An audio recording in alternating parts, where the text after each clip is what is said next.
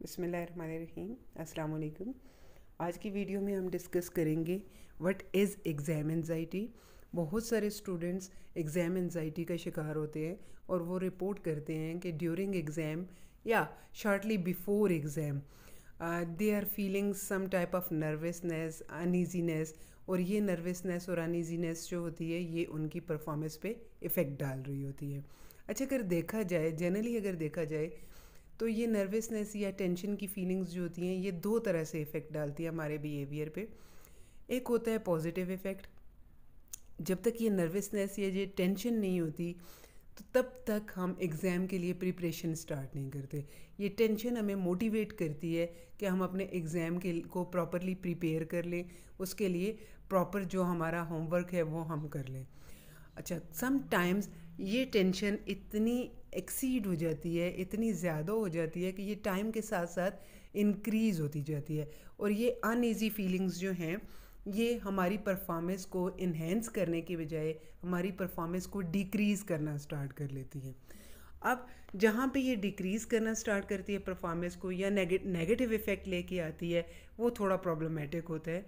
तो आज हम डिस्कस करेंगे कि इस एग्ज़ाम एंजाइटी क्या होती है, उसके सिम्टम्स क्या होते हैं, साइंस सिंबल्स क्या होते हैं, कौन सी ऐसी वजूहत हैं जिनकी वजह से हम एग्ज़ाम एंजाइटी का शिकार होते हैं, और उसकी रेमेडीज़ क्या हैं। एक दफ़ा जब हम एग्ज़ाम एंजाइटी फ़ील कर रहे होते हैं तो उसका सोल्यूशन क्या है, कौन सी ऐसी रेमेडीज़ हैं जिनको अगर हम अप्लाई करें तो हम एग्ज़ाम एंजाइटी का शिकार नहीं होंगे, या एग्ज़ाम एंजाइटी जो है वो हमारे ऊपर नेगेटिव इफ़ेक्ट नहीं डालेगी। अच्छा, ये अनईजीनेस की जो फीलिंग्स जब टाइम से ज़्यादा हो जाएंगी तो ये हमें बॉडीली हमारे चेंजेस भी लेके आएंगी, ये हमारे मेंटल मेकअप को भी चेंज करती है और ये हमारे एक्शंस और हमारे बिहेवियर को भी चेंज कर देती है। अब ये चेंजेस जो हैं जब टाइम के साथ इंक्रीज़ होती हैं तो ये हमारी परफॉर्मेंस को डिक्रीज़ करने पे चली जाती हैं। ये हमारी परफॉर्मेंस को, एग्ज़ाम परफॉर्मेंस को या टेस्ट परफॉर्मेंस को इन्हेंस करने के बजाय ये बिहेवियरल चेंजेस हैं या मेंटल चेंजेस हैं या हमारी फ़िज़िकल चेंजेस हैं, ये हमारी परफॉर्मेंस को डिक्रीज़ करती हैं। अब कुछ सिम्टम्स ऐसे होते हैं जिनको हम बॉडीली सिम्टम्स कहते हैं, फिज़िकल सिम्टम्स कहते हैं या फिजियोलॉजिकल सिम्टम्स कहते हैं। अब बॉडीली सिम्टम्स में नोज़िया हो सकता है, इसके साथ साथ वॉमिटिंग हो सकती है, स्वेटिंग होती है, पसीने आने स्टार्ट हो जाते हैं, ब्रीदिंग पैटर्न जो है वो नॉर्मेलिटी की बजाय इरेगुलर हो जाता है, डायरिया की शिकायत कुछ लोगों को स्टार्ट हो जाती है, हार्ट रेट हमारा इंक्रीज़ हो सकता है, बॉडी शेकिंग की तरफ जा सकती है। ये तो हो गए सारे हमारे फिजियोलॉजिकल सिस्टम जो कि हमारी ये सिम्टम्स हमारी बॉडी से रिलेटेड होते हैं। अच्छा, अब कुछ सिम्टम्स ऐसे होते हैं जो हमारे माइंड से रिलेटेड होते हैं, हमारी फीलिंग से रिलेटेड होते हैं, जिनको हम कहते हैं कोग्निटिव एंड इमोशनल सिम्टम्स। अब इन सिम्टम्स में क्या आता है, एग्रेशन होता है, बहुत गुस्सा आने लग जाता है हमें, हम डिप्रेस रहते हैं, सैड मूड के साथ रहते हैं, कंसंट्रेट नहीं कर पाते, किसी एक जगह पे फोकस नहीं होता हमारा। इसके अलावा हमारा सेल्फ इस्टीम लो होने के चांसेस होते हैं और हम प्रोक्रेस्टिनेशन की तरफ जाते हैं। ये साइंस अगर शो हो रहे हैं तो it means that we are suffering from exam anxiety. अगर ये फिज़िकल सिम्टम्स हैं, कोग्निटिव सिम्टम्स हैं या इमोशनल सिम्टम्स हैं तो ये शो करते हैं कि हम एग्ज़ाम एंजाइटी का शिकार हैं और ये एग्ज़ाम एंजाइटी हमारी परफॉर्मेंस पे इफ़ेक्ट डालेगी। अब अगर हम इसकी रीज़न्स देखें, what are the reasons behind that, ये एग्ज़ाम एंजाइटी क्यों होती है, कौन सी ऐसी काजेज़ हैं जिनकी वजह से हमें एग्ज़ाम एंजाइटी को फेस करना पड़ता है। सबसे पहली रीज़न इसमें आ जाती है लैक ऑफ कॉन्फिडेंस। जब हमारा कॉन्फिडेंस लेवल लो होगा, हमें ख़ुद पे सेल्फ कॉन्फिडेंस नहीं होगा हमारा, तो हम क्या करते हैं, हम खुद पे रिलाई नहीं करते, हम एंशियस हो जाते हैं, हम नर्वस हो जाते हैं, हमें टेंशन स्टार्ट हो जाती है। अच्छा, इस लैक ऑफ कॉन्फिडेंस के पीछे भी बहुत सारी वजूहत होती हैं। लैक ऑफ कॉन्फिडेंस इसलिए होता है क्योंकि हमारे पास नॉलेज प्रॉपर नहीं होता, हम प्रॉपरली रेडी नहीं होते एग्ज़ाम के लिए, हम प्रॉपरली वो हमारा वो लर्निंग मटेरियल हमारे पास नहीं होता जो कि हमें एग्ज़ाम के लिए फुली प्रिपेयर करना चाहिए था। तो जब हम प्रॉपरली नॉलेजेबल नहीं होते, लर्नड नहीं होते, तो क्या होता है कि हमारा सेल्फ कॉन्फिडेंस जो है वो डिक्रीज़ होना शुरू हो जाता है। Then the next cause is fear of failure. हमें फेलियर का, नाकामी का खौफ होता है और उस फियर को अवॉइड करने के लिए हम ये डिफरेंट सिम्टम्स जो हैं वो शो करना स्टार्ट कर देते हैं, हम एग्ज़ाम एंजाइटी को फेस कर रहे होते हैं। ऑब्वियसली लैक ऑफ नॉलेज जैसे ही हमारे पास कम होगा हम एग्ज़ाम एंजाइटी का शिकार हो सकते हैं। देन एक मोस्ट इम्पॉर्टेंट फैक्टर है excessive demands of parents. Sometimes parents क्या करते हैं, वो अपने बच्चों से extra ordinary demands, unrealistic demands set कर लेते हैं उनसे, और वो डिमांड्स बच्चों के लिए फुलफ़िल करना बहुत मुश्किल हो जाता है। तो इसलिए पेरेंट्स की तरफ से जो एक्स्ट्रा ऑर्डिनरी डिमांड्स होती हैं या जो एक्सेसिव डिमांड्स होती हैं, उनको फुलफ़िल जब हम बच्चे नहीं कर पाते तो उसमें क्या होता है, तब भी वो नर्वसनेस का शिकार होते हैं, तब भी वो एग्ज़ाम एंजाइटी का शिकार होते हैं। अच्छा, ये तो हो गई पेरेंट्स की बात। कुछ सिचुएशंस ऐसी होती हैं जहाँ पे कि हम खुद अपने लिए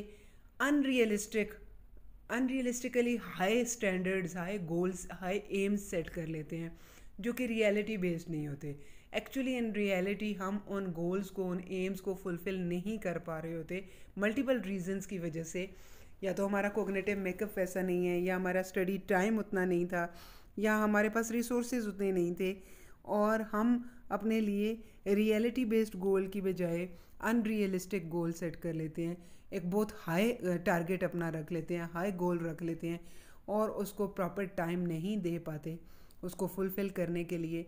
तो उसमें क्या होता है कि हम उन गोल्स को अप्रोच करने के लिए तब भी हम एक्स्ट्रा जो एफ़र्ट्स कर रहे होते हैं, और जब हम उसको कंप्लीट नहीं कर पा रहे होते तो तब भी हम एग्ज़ाम एंजाइटी का शिकार हो सकते हैं। अच्छा, ये तो सारी हो गई सिम्टम्स और उसके काजेज़। अब इसका सोल्यूशन क्या है, कौन सी ऐसी रेमेडीज़ हैं जिनको हम यूज़ करके इस एग्ज़ाम एंजाइटी को ओवरकम कर सकते हैं या इसको डील कर सकते हैं, किस तरह से हम इसको डिक्रीज़ कर सकते हैं। इसमें जो बेसिक चीज़ है, बेसिक रेमेडी है, फर्स्ट रेमेडी है regular studies on daily basis. Being a student, अगर आप डेली बेसिस के लिए अपना एक टाइम टेबल बना लें कि आपने हर दिन पे डेली बेसिस पे स्टडी आवर्स कितने रखने हैं, आप अपना एक स्केजुअल अगर बना लें, तो आप उस स्केजुअल को अगर फुलफ़िल करते हो, आप डेली आके रूटीन में अपना जो कोर्स कंटेंट है उसको रिवाइज़ करते हो, तो क्या होगा, आप ड्यूरिंग एग्ज़ाम, बिफोर एग्ज़ाम आप लेस बर्डनाइज होगे। एक आपका लर्निंग, ऑलरेडी आपका एक cognitive makeup regarding that test, regarding that exam, आपका एक मेंटल मेकअप सेट हुआ होगा, एक आपकी लर्निंग ऑलरेडी हुई होती है, आपको थोड़ा बहुत नॉलेज उसके बारे में होता है। All that you need during exam is to revise that topic.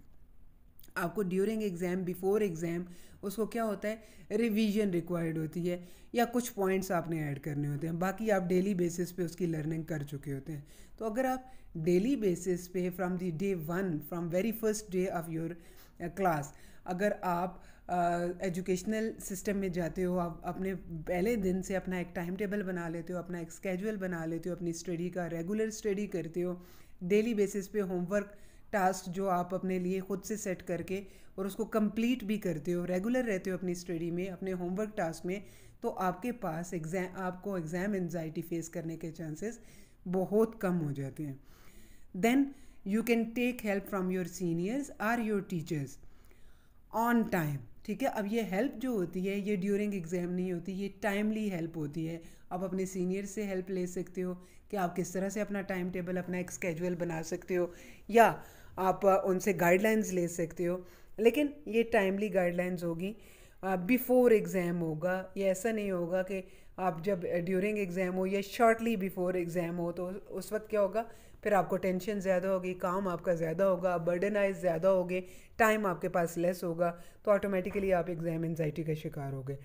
अगर आप विद इन टाइम पे अगर आप प्रॉपर डिसीजन ले लेते हो, अगर आप हेल्प ले लेते हो अपने सीनियर से, अपने टीचर्स से, तो वहाँ क्या होता है, आपके पास विद इन टाइम आपको कोर्स कंटेंट कवर करने के चांसेस मिल जाते हैं, आपको प्रॉपर टाइम मिल जाता है, आपकी लर्निंग प्रॉपर हो जाती है, और फिर आप एग्ज़ाम एंजाइटी को फेस करने के चांसेस आपके लेस हो जाते हैं। Then obviously you have to set the realistic goals for your self.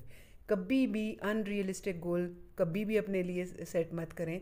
वो गोल जिसको आप अचीव कर सकते हो, जिसके रिसोर्सेज हैं आपके पास, जिसका आपका मेंटल मेकअप आपका, मेंटल लेवल आपका उतना है जिसमें आपको लगता है कि आप अपने एनवायरनमेंट के अकॉर्डिंग उस गोल को, उस टारगेट को अचीव कर सकते हो। रियलिटी बेस्ड गोल हमेशा अपने लिए बनाएं ताकि आप अनरियलिस्टिकली हाई गोल, हाई स्टैंडर्ड रखते हुए अपने आप को नेगेटिविटी में इन्वॉल्व ना करने। Then the next task is take proper sleep. अब जब तक आप प्रॉपर स्लीप नहीं लेंगे तब तक आपकी लर्निंग प्रॉपर नहीं हो सकती, आपकी मेमोरी प्रॉपर नहीं हो सकती, आपका माइंड फ्रेश नहीं रहेगा। जब माइंड फ्रेश नहीं रहेगा तो आपकी बॉडी भी फ्रेश नहीं रह सकती। तो 6 to 8 आवर्स की जो नॉर्मल स्लीप ड्यूरेशन है वो आपने कंप्लीट करना है, अपना नॉर्मल स्लीप ड्यूरेशन। वो स्लीप ड्यूरेशन जो है वो आपकी परफॉर्मेंस को इन्हेंस करेगा। Then again with sleep the next thing is take proper diet. अगर आप प्रॉपर न्यूट्रिशनिस्ट डाइट ले रहे हो तो वो भी आपकी बॉडी को हेल्दी करेगी, और हेल्दी बॉडी जो है वो आपको हेल्दी माइंड की तरफ लेके जाएगी। आपकी डाइट प्रॉपर होनी चाहिए, आपकी स्लीप प्रॉपर होनी चाहिए। ये इफ़ेक्ट डालेगा आपकी परफॉर्मेंस को इन्हेंस करने में, और ये डिक्रीज़ करेगा आपकी एग्ज़ाम एंजाइटी को। Then the most important technique that you can use to reduce this exam anxiety is deep breathing. अब डीप ब्रीदिंग क्या होता है, जिसमें आप कुछ टाइम आप 3 स्टेप्स में वो ब्रीदिंग जो आप 3 स्टेप्स में कर रहे होते हो, आप इनहेल करते हो, देन स्टे करते हो थोड़े टाइम के लिए, और फिर आप एक्सेल करते हो। तो ये डीप ब्रीदिंग अगर आप 5 to 10 मिनट्स के लिए भी अगर आप डीप ब्रीदिंग कर रहे होते हो या एक्सरसाइज आप कर रहे होते हो तो ये भी आपकी एग्ज़ाम एंजाइटी को रिलीज़ करने में आपको हेल्प प्रोवाइड कर सकती है। Make a time table or study schedule. आप अपने एग्ज़ाम के लिए भी एक टाइम टेबल बना दें, आप एक स्केड्यूल बना लें कि आपने किस टाइम पे क्या पढ़ना है, आपने किस टाइम पे क्या स्टडी करना है और किस तरह से स्टडी करना है, कौन सा टॉपिक किस टाइम पे कवर करना है, कब रेस्ट लेना है, कब स्टडी करनी है। अगर आप टाइम टेबल ड्यूरिंग एग्ज़ाम भी बिफोर एग्ज़ाम भी बना लेते हो तो वो भी आपके लिए हेल्पफुल हो सकता है आपके एग्ज़ाम एंजाइटी को ओवरकम करने में। Then a psychological technique that is to apply relaxation technique on yourself. Relaxation में क्या होता है कि आप अपनी फुल बॉडी को रिलैक्सेशन की तरफ लेके जा रहे होते हो। आप अगर कुछ टाइम अपने लिए निकालें अपने बिजी स्केड्यूल में से, जिसमें आप एग्ज़ाम की प्रिपरेशन करने के दौरान अगर आप डेली बेसिस पे रिलैक्सेशन टेक्निक अपने ऊपर अप्लाई करें, या आप ख़ुद भी अप्लाई कर सकते हो अपने ऊपर, अगर आप रिलैक्सेशन टेक्निक अप्लाई करें तो तब भी आपकी बॉडी और आपका माइंड रिलैक्सेशन की तरफ जाएगा और एग्ज़ाम एंजाइटी को आप डिक्रीज़ कर सकते हो। आप ये इस रिलैक्सेशन को बैठे हुए भी कर सकते हो, आप इसको लेट के भी कर सकते हो, आप ओपन आइज़ के साथ, क्लोज आइज़ के साथ आप इस टेक्निक को अप्लाई कर सकते हो, जिसमें आपने अपने आप को गाइड करना होता है, जिसमें आप अपने मसल्स को फ्रॉम हेड टू टो आप अपने बॉडी मसल्स को रिलैक्स कर रहे होते हो। आप स्टार्ट करते हो हेड से और फिर करते करते आप टो तक जाते हो। और मोस्ट इम्पॉर्टेंट टेक्निक है प्रैक्टिस माइंडफुलनेस। माइंडफुलनेस आप जितना प्रैक्टिस करते जाओगे डेली बेसिस पे बिफोर एग्ज़ाम्स, उतना आप करंट सिचुएशन में रहोगे, उतना आप प्रेजेंट में रहोगे, और प्रेजेंट में रहोगे तो आप एग्ज़ाम एंजाइटी को रिड्यूस कर सकते हो। अब माइंडफुलनेस क्या है कि आप अपने आप को प्रेजेंट में रखते हो, आप फिज़िकली जहाँ पे हो मेंटली भी आप वहीं पे होते हो, आप परसीव कर रहे होते हो। माइंडफुलनेस की आप अगर अपने ऊपर टेक्निक अप्लाई करें तो आप परसीव कर रहे होते हो डिफरेंट साउंड्स को, डिफरेंट आप कह सकते हो पिक्चर्स को, इमेजेस को।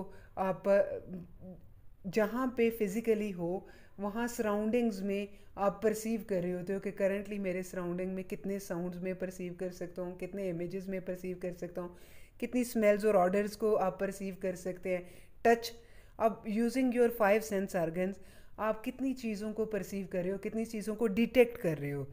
तो जब आप अपनी बॉडी को, अपने 5 सेंस ऑर्गन्स को यूज़ करते हुए अपने प्रेजेंट में रहते हो, आप साउंड्स पे फोकस कर रहे होते हो, आप इमेजेस पे फोकस कर रहे होते हो, आप ऑर्डर्स पे, स्मेल पे फोकस कर रहे होते हो, फ्रेगरेंस पे फोकस कर रहे होते हो, आप टच पेन पे फोकस कर रहे होते हो, तो it means that you are trying to be in the present. आप अपने प्रेजेंट में रह रहे होते हो और ये टेक्निक आपके लिए बहुत हेल्पफुल होती है, आपकी बहुत सारे नेगेटिविटीज़ को रिड्यूस करने के लिए, आपके माइंड को वांडरिंग से बचाने के लिए और आपको प्रेजेंट सिचुएशन में रखने के लिए. So these are some techniques that can be used to reduce this exam anxiety. उम्मीद है कि ये चीज़ें आपके लिए बहुत हेल्पफुल होंगी. अगर कहीं भी कोई कन्फ्यूजन हो then you can ask. Thank you.